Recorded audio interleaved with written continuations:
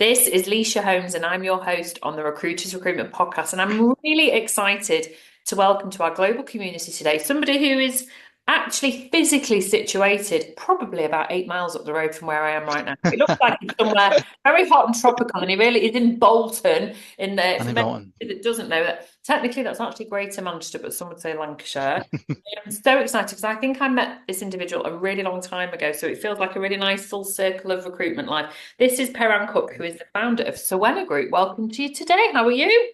I'm very good. Thank you so much for inviting me and having me on today. Really appreciate it. I've listened to quite a few of yours over the last 6, 12, 18 months when I was looking to take my journey. So it's great to be on today. Well, I'm hoping that by us knowing each other offline, you'll feel comfortable because this is your first ever podcast, which I'm really, really thrilled when anyone pops their podcast cherry on the Recruiters Recruitment podcast. I'd like to think I'm quite a gentle person to do it with. There will be loads of people, can't believe it, but there will be lots of people listening who don't know who you are or what your business does. So can you give us a potted history as to who you are and how you've ended up in this seat today? Yeah, of course. So mine is a slightly different background, originally from Cornwall, hence the Cornish Sowena name. But so my background to start with was actually in professional football. So played with Plymouth Argyle for 6, 7 seasons, going through the kind of the youth and YTS system. Unfortunately, had an injury, was like a lot of us, unfortunately, who feel like could have made it, but unfortunately didn't. But after football, I went down a sports insurance route. It's actually quite nice, where very passionate about sport and helping people. So I was actually introduced by the football club. Went down this kind of route of kind of a graduate scheme whilst at college, etc. Finished college and went down this route. So from me, just got a bit of a taste of sales, Nisha, and it's quite interesting because it's just more. I was working with Argyle and Torquay United and Exeter Chiefs and sports clubs, ski instructors, basically anyone in sport. So I kind of had this lovely bit of having an injury and actually working with some big football clubs and sports clubs going, if someone happened to you, what would you do? And I was a walking kind of injury as such, saying that I was over in Valencia playing. We've been over with colleges and I tried Chelsea and others back in the day. So to me, going down the route of actually working with families and doing the sports insurance piece was fantastic. So my actual sales career, can I call it, was started off quite nicely around that kind of 1920 mark, and just loved it. I love, just as you know already, known you for quite a few years, but just chatting. I like to just to get to know people in a lot more detail, and I felt like the insurance piece was a bit of the added thought, great, but it's more getting to know these families and people, and just really understanding if they had injuries, what they can do. So I love the sports insurance, and actually in my second year won a DSA award, which is out of three, I think 3,200, 3,400 thousand consultants worldwide. And bear in mind, it's my second year, so I won a big award. And that kind of put me on a bit of a footprint of managing a team of 10 consultants, insurance brokers at the time. And bear in mind that I'm still a bit of a young pup in it, but just had such a passion about managing people, whatever age is, what they're trying to do, really understanding their careers. So even at such a young age, I grew one of the kind of the best teams in CIC at the time. And yeah, and unfortunately, after I had a second operation on my knee, I had some time out. So I actually moved to Cyprus just for, I think everyone has this kind of year off, don't they, when they're at uni and all the rest of it, because mine was just football up and down the motorway and all the rest of it from being at Plymouth. I wanted to take a bit of time out before I really focused on my career. So he lived in Paphos, which is very different now. My mum's actually in Paphos at the moment and says, yeah, it's amazing. I said, well, it used to be even better back in the day. So, but yeah, going back into that, when I came back from Cyprus, went to London to actually to qualify in financial advice. Good opportunity through a contact of mine who knew I won this award, and said, look, we can put you a graduate program, get you to stay up here. And so yeah, moved to Clapham Junction to start off with, which is kind of central stroke West London. I was there for 6 months before kind of getting fully moved to Muswell Hill in Islington. So yeah, went down the financial advice. Loved working with big clients that would have large amounts of money. Nisha, they come to me and say, look, I've got 2, 3 million pounds. I've got £500,000. Where do I spend it? Do I go and buy 3 flats? Do I go and buy, some houses? So really, it was interesting because, of course, these very wealthy individuals were coming to me, Alicia, with I need your help. Can you get me these 5, 6, 7 mortgages to plunk in across buy to let and other bits? So, going for the qualification, fully qualified and doing that was amazing. And I absolutely loved my time there working with some incredible people, like stuff, Kieran Knightley and others that are coming into Wow. very soon to seeing your stuff, which is quite good. So yeah, the time kind of came from being in London, where as a lot of people do, fall in love with someone who's just miles away. So being a massive Man United fan for my sins at the moment, I moved to Manchester. So I moved up to Whitefield, North Manchester, and to me, my bit was loving still doing factory advice, but going from quite large London properties and big scopes from kind of the portfolios to just spec, but I was going from here's £1 million scenario to I've got £30,000. How do I split it buying two places in a Rochdale? No disrespect, just Rochdale or an Ashton, and bear in mind that we get paid, a bit like in recruitment. Obviously, the bigger the investment, the more commission you earn. So I've kind of gone from doing that in London to Manchester. Still enjoyed it, but it was very different. And I had this weird moment, Lysha, where it's like a Wolf of Wall Street moment. I'll not explain the reasons why in a second. But one of my clients was in technology. He's actually one of the directors of I think he's still there, but came in with his pay slips and I said, I'm interested. What do you do? And he was like, I'm in recruitment. And bear in mind that I've played football and got into it by the football club, and then I got headhunted. So recruitment in Cornwall is just, never heard of it. So I said, well, how do you mean? What does recruitment actually do? And he said, look, basically you're on the phone a lot, lots of hours. I said, well, I do that already. Well, actually, this is what we kind of do in terms of the meet and greet. And, I play golf a little bit and go out with clients. I'm like, well, where do I sign up? And then, of course, I'm seeing his pay slip saying, is this your annual, bonus? He goes, no, that's my monthly. And I've Wow. just said, and I said to him at the time was, talk me through. If you tell me if I can earn that, and now as it working, what you've told me, where do I go?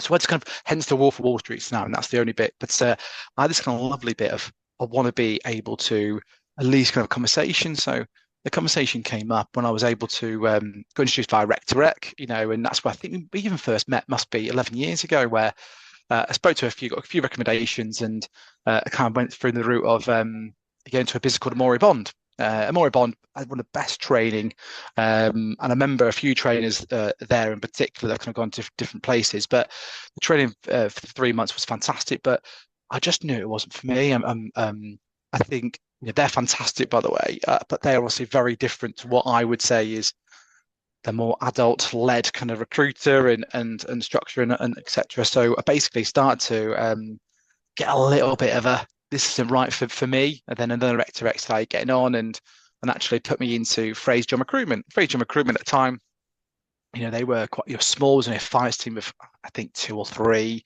They had a couple of partners, some really good people, but it's on this journey. And John Dyson I used to work with, he's a fantastic guy. Was on a bit of a journey. So yeah, spent a few years there. I just absolutely loved it working there. It's one of my favourite places to kind of work, to be honest, Lysha. And at the time, they were surrounded by good people. They had a really good culture and values.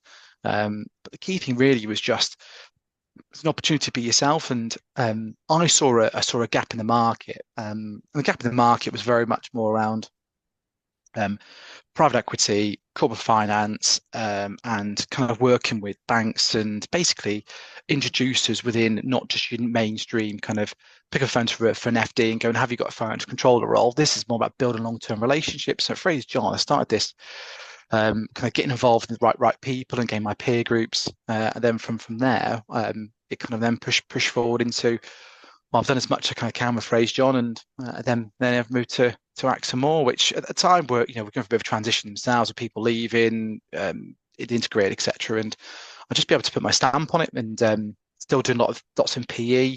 Worked in that newly qualified market, just absolutely my time of life.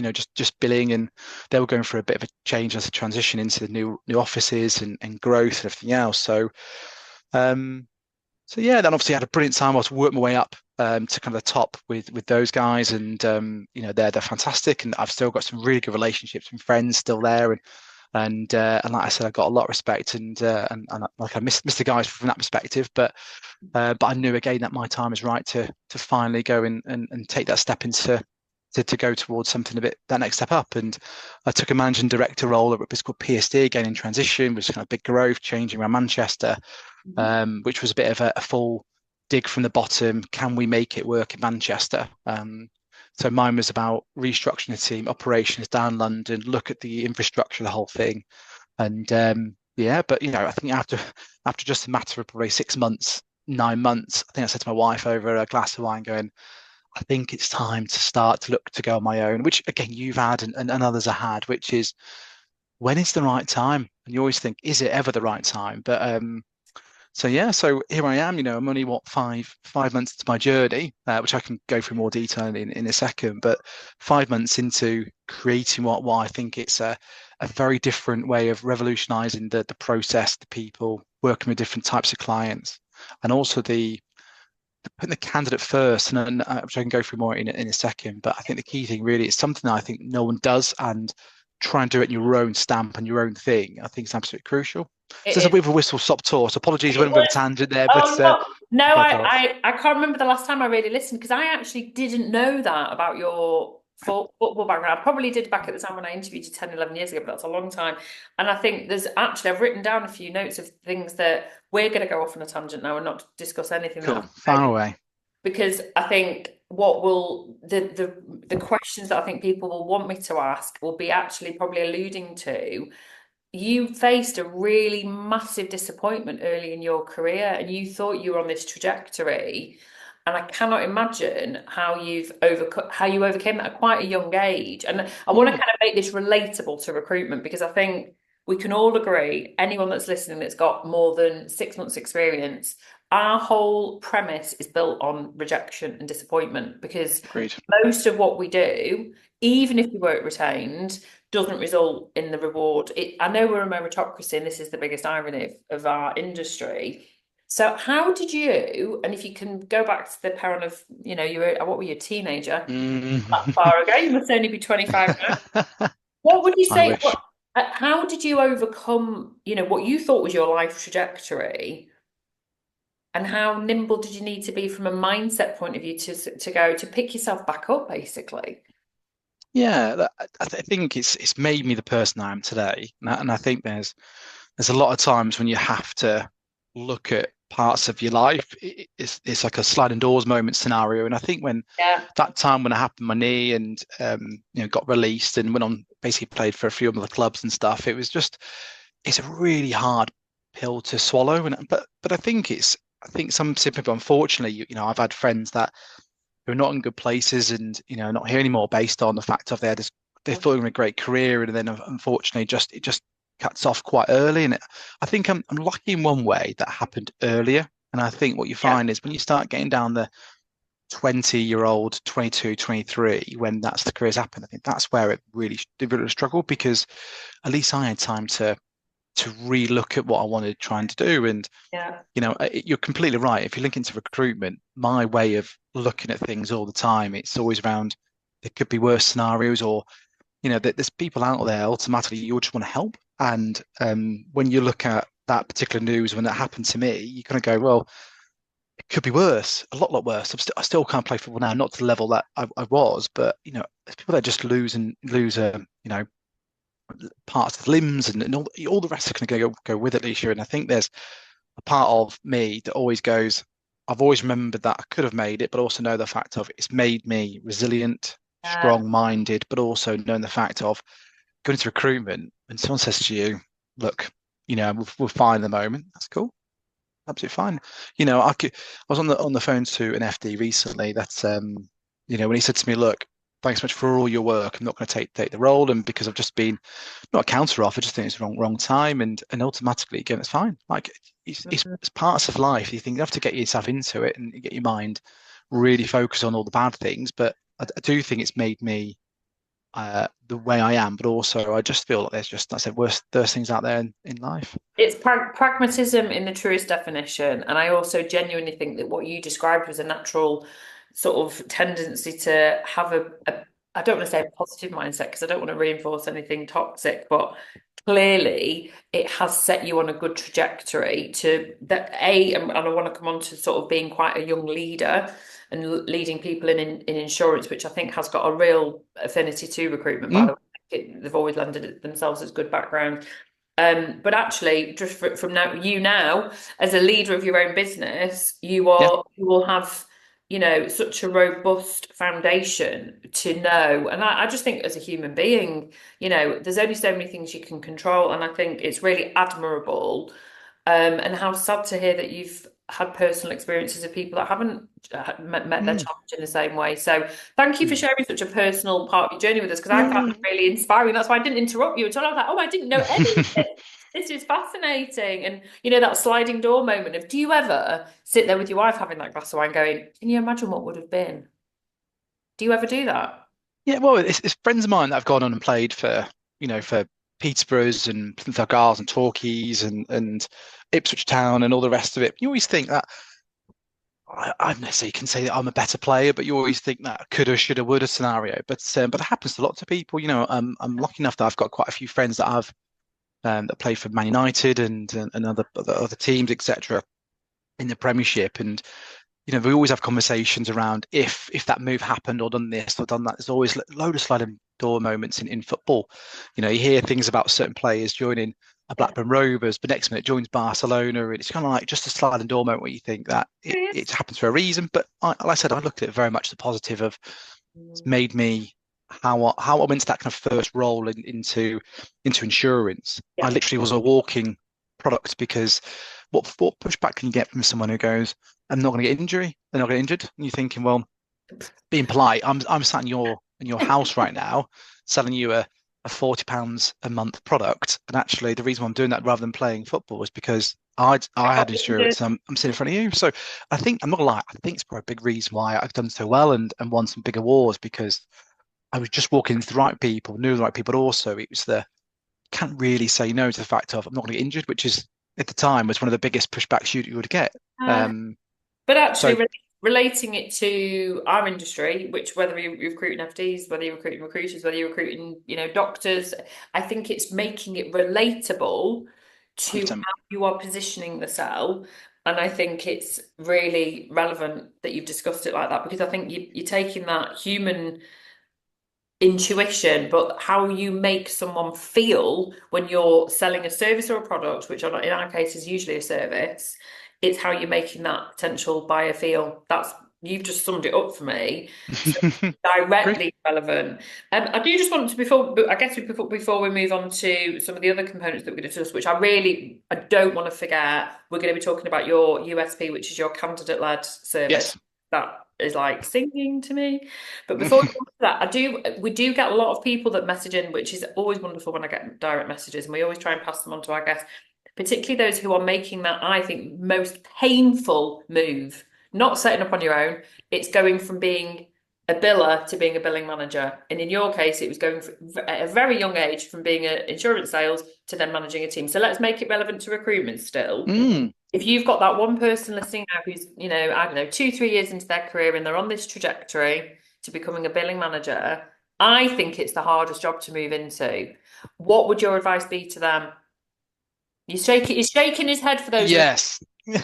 He's now rubbing his temple. Uh, I think it's all going off. It's one of the hardest pieces. I think that the balance you've got to have is when to focus on you and when to focus on your team. But again, to me, it's always been you just want to put your team first.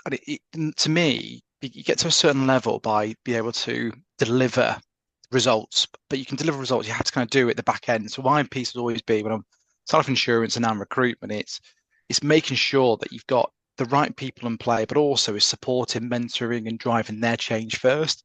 And I think it's the hardest piece, but where recruiters can and best billers, I would always say, would never be good managers, never good managers, purely because they're just so strong in terms of knowing their own lane. And I think when you go from being, billing consistently for months and years, etc., and you take that step into management, it's a pure focus of cool. How do I set this person up to be successful? How do I mentor them? How do I show them the good, but also show them the stuff that we need, the challenges? So I think that the key thing for me is that transition from showing what does good look like and making sure that you're on that journey with them is a balance. The balance would always be is kind of 60% them, if not Yeah. 70% them, 30% yourself. But your 30%, the reason why I was shaking my head, it's that 30% kind of needs, you're used to having 100% of that time. So how do you lose 100% of your day, and 30% of that now is only just allocated for you? You've got to be more efficient, Mhm. clear, organized. You've also got to know when's the best time to say yes to someone, when to say no to someone, Yeah. and just make sure you stick to your guns in terms of like that is my time. But on the flip side, my time used to be when my team sorted and finished. So there's times that previously, and I've worked and mentored some amazing some people over the years. One of my insurance brokers back in the day, he's now a multi-millionaire in Thailand. But It's like, he yeah, so he's his story was he's a kitchen porter, never done anything with sales. However, I just knew, and I was at his wedding in Thailand in Pattaya last year as one of the ushers. But for him, never done sales, but actually I was like, this guy's got something different. And I just wanted to spend more time with him to really emphasize that his strengths, but also work on those kind of challenges and weaknesses that he had. So my passion has always been working with people like his name is Louis to get from where he was to where he is now. And, the again, he owns golf courses, whiskey companies, but at the time could never sold anything in his life. But to me, I was taking him on the journey with me by saying, look, I'll show you what I'm doing. Let's get you better than me. If I can get you better than me, I've made it. And he's an absolutely incredible salesperson. And but also it's the moral piece he's got, which is a key part. You can be the best recruiter or best salesperson, but if you don't do it the right way, yeah. then it's pointless. So with what Louis, for example, now he's built a personal brand. He's built a reputation of what he's like. And like I said, going from not selling anything to now, he was one of my biggest billers in insurance. He's then went over across internationals, went to Singapore, Hong Kong, and now he's now in Thailand. And like I said, he's a millionaire now, and I went to this most glamorous, incredible Amazing. wedding. But then to me, we've always got a mutual respect of all I did was just put him on his journey, and that's why doing my recruitment, That's people what I've worked with you in the do. past, I enjoy the Yeah. most. You're leading people on a path, aren't you? You must have felt so proud. There's so many bits that I want to just make sure I'm, ensuring I'm understanding this correctly. And I want to make a point, and this is a bit controversial, and you alluded to it. I also don't believe that the best managers and leaders come from being the best billers Mm. because, and I'm not saying all best billers and all top billers are quite focused and don't want to, they're not particularly altruistic. And I do think as a leader, you have to have that inherent trait, I believe, to want to give your time to other people. When I made the journey, which was back in 2001, I moved into my first leadership role. I had brilliant training. It was trainer training, and it was FIFA Jones. It was brilliant, and I've never forgotten that scenario that you've given. It's that I think we did a 60-40, that 60% of your time should be given to your team, and the 40% you decide as the manager when you're giving that time. And I just set boundaries right from the start that if I know I've got 3 regs that day, these are the times you won't be able to get hold of me. You're going to need to make your own decisions. And if you want me, these are the times that I'm available. And I think just time management, we don't talk about time management enough, is a really important component of being a successful manager, I think, because that will, if you still want to build and still want to be hands-on, that's how you will achieve and accomplish it all. Mm. I just think sometimes there's too much misunderstanding by people who are, creating a succession plan, looking at someone that's billing, your top biller, whatever that looks like in your business, the context is always unique. But actually, you will have to readdress what that individual brings from an NFI point of view and look at it from a broader team perspective. And I don't think moving into that billing manager role is for the faint-hearted.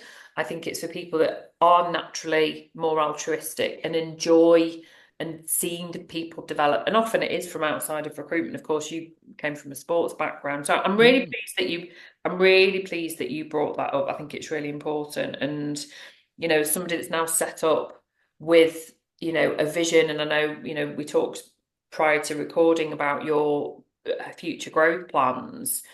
I'd like to think that we've got, I think, as I interview people like yourself who are at an embryonic stage, and even those who are quite mature in their life cycle. It's about ensuring that we're listening and understanding what those Mm, people on that very tough journey are going to need from us as the leaders, yeah, expectations. agreed.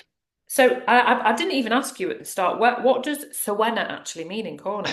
It's a bit of an unusual one, isn't it? So Sowena is a Cornish name for success. Oh, I love that. So my name was picked out of a Cornish name book. So my mum and dad got it back in the 80s, got this lovely old book. And it was like Cornish names. It looked very Welsh, a lot of these names. Um, but yeah, kind of I got this book, and when we found out my wife and I were expecting our first baby, we were handed this book. So the book Oh, itself was fantastic. So we looked through it and we had a bit of a laugh with some names, but basically we picked out Sebastian from there. We picked out Senan, which is my little girl's name. So my mum randomly and I were chatting over a glass of wine when I was in Cornwall, and we talked about names and stuff, and the conversation came around looking for the book. So I just picked up the book and had a little look through it, and it just like this light bulb moment when I saw it, and I was like, oh, Sowena, the word success. And I said, well, the thing is though, I've always thought that my mindset was each candidate and each client has their own vision of what success looks like. I agree. So, and someone mentioned to me a while ago was during this conversation was around like sort of Roy McIlroy and others. You think if he's not won a Masters in 10 years, would you class him as successful? Well, he may think he's not classed as successful because he's not won a majors, but actually me and a lot of other very bad golfers out there would go, I want to be, if I was good as him, I would be, that's life. You know what I mean? So to me, when I saw the word Sowena, I think it links so well of how I feel around about, the process, the people, the candidates, the journey, and every single person you do speak to, whether it's both sides of that kind of fence, will value success very differently. Working with one client at the moment just goes, we're 10 million EBITDA. The only way we can be successful is to get this deal, this 150, 200 million pound, whether kind of got, in the future deal over the line. That is what I class successful. But I've got another client literally in the same conversation that is got a £700,000 business that goes, well, actually, what my success is getting an FD to be on the journey for 5 years and grow it to, and then we'll see how it goes. So my bit is the word success in Sowena is valued differently across both clients, and also every single candidate you speak to has their own journey. It could be, that step to being a CFO. I've got roles at the moment within private equity that actually are kind of a bit quirky, where they actually don't go towards CFO, go towards COO. So actually, how do you value success in different people's journeys? So come back into it. That's the reasons why Sowena as a name was chosen, and yeah, they It's a deep yeah value match, that, Perran, because for yeah me, I have spent years having this secret imposter syndrome, not caused by myself, but caused by, because obviously all I do all day is engage with recruitment leaders, right? Who are on this, we have to get to EBITDA, we have to exit, we have to scale, we have to do this. And I'm sat here very happily in my lifestyle, and I am doing my little quotation marks, guys. That actually gives me a very nice life, gives me freedom. And to me, success is I get to sleep at night. I get to say no to clients I don't want to work with. I get to say yes to business that I want to do. And for me, exactly. I feel like the most successful person I could have ever imagined being. And I Mm. get to spend time doing what I want to do on a personal level. So I am so glad you've defined for me what success means. And I might even get Sowena tattooed on my other wrist. I've got integrity for Key, because Key's quality agency and integrity on one wrist, and I might get Sowena because I think that's beautiful. You should get it tattooed. I'm not encouraging it, I'm just saying. Before we go, I want to go back to something that you alluded to in Yeah, the yeah, introduction about the candidate journey, because I think as an evolution, as an industry, we're at a really critical point where we great. know AI is here, we know technology, we're using it now, right? We're not hypocrites, but I think the reason you and I've always connected is because it's all about relationships, right? And my business is set up with the candidate at the key center of how it works. So I call it a reverse search. I get a candidate exclusively. I get to know the candidate inside out, and then I go to market within my portfolio or beyond if I need to. What do you define as candidate led, and how do you think that positions you differently to your market? Yeah, look, it's such a big topic, and yeah, the AI and technology as a whole. I was actually with someone yesterday, and it's just crazy the stuff that you can kind of do at the moment. But Look, I think we are looking down the route of traditional ways of recruiting from, calling up switchboards and everything else. It's all kind of gone, which is great. So it's You. around building. It's about building a reputation, and the reputation itself is built on and driven by the success of you. Also, don't cut corners, listening. There's so many different parts to it, but I think the key thing I've always had is just that always give the right advice. And the candidates that I've worked with and that I try and place, I don't really place them quickly. I don't mean it sounds odd, doesn't it? But take your time properly to really understand where they want to be, why their journey in particular, and kind of create a mindset in there, the ability to kind of go, if you want to be a finance director and CFO, what type of CFO finance director do you want to be? Do you want to be PLC, smaller? Do you want to be a part of a group? So you kind of eliminate, not just going into the bit of great, you want to be an FD, perfect, you've got this FD role. It's actually no, why do you want to be an FD? Why is the big, PE piece for you? Talk me through your family.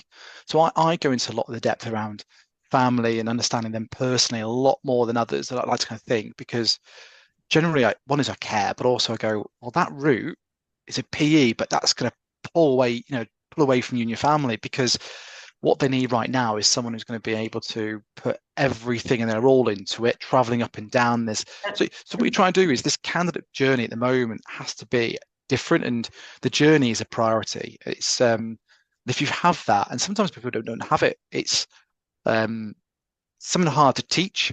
And I had some fantastic people in my previous places that, as I said to you earlier, that I spend a lot of time with, and I rate very highly, is because you spend enough time with them to go, but why? You want to be an financial controller. What type of controller? I'm like, well, they want to go and do this and this and this. Well, why? Yeah, and to me, it's around digging underneath. That candidate journey is you care Yeah, because yeah, you really want to give them the best advice to go and be where you want to be. And my CFOs now, I'm working with them. I've been working for 10 years. It's fantastic to see them from newly qualified. Like some of the investors that I work with, a lot of my work comes through with St. Sowena. It's coming from people that I've, when they're at PwC or Deloitte or an EY, newly qualified accountant. Now they're working with some of the big PE houses, and they're picking the phone up to me going, Perran, you gave me all this advice many moons ago, and I now play golf with them or I do this, but I spend more time just building that relationship. And that's where not only candidate, but obviously,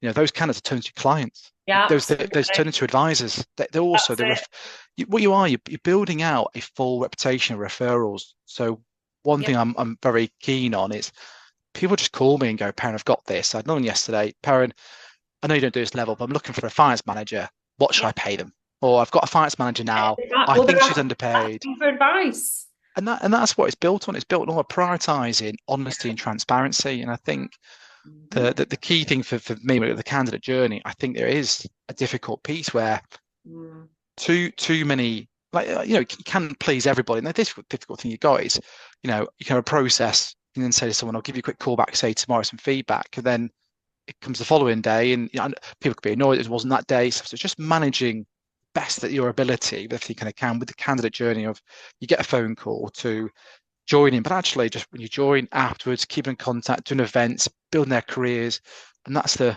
biggest thing. And a part of my website, Lysha, it's going to be around the journey of people that I've known that I've again from newly qualified to Group FD CFO, and they're going to be keen on talking around. It's all around just the managing of why, where we're going, understanding the what Yeah. company, what brand, direction, and going on the journey. And that's what a lot of my clients will say. It's the deepest understanding they have when it comes of, and the job spec. Yes, you're great, but it's all the rest of the stuff around the candidate journey, which It's getting to that's something know. I've created.